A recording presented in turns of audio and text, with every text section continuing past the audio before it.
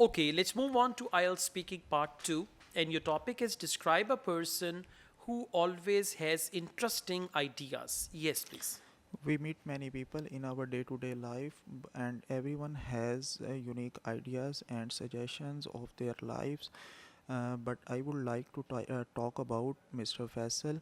He's my best friend, and he is very close to my heart.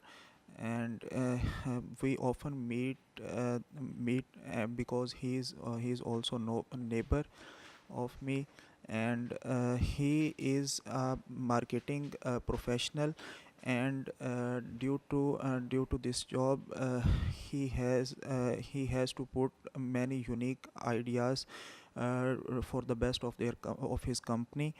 And he has won many employee of the month and employee of the year awards due to his amazing ideas.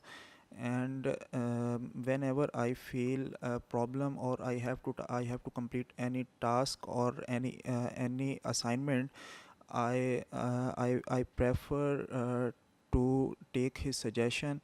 And I always amazed at her knowledge of everything.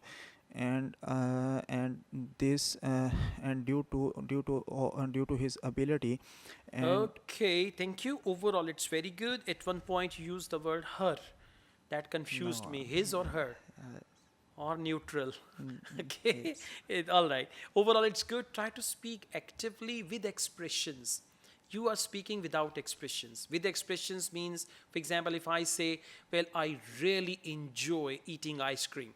I really enjoy eating ice cream without expressions. So try to add some expressions, and we call it intonation also. Okay, so this will further improve your bench score, and practice all these topics. You spoke for more than a minute. In actual exam, allow the examiner to stop you, yes. especially for Q card.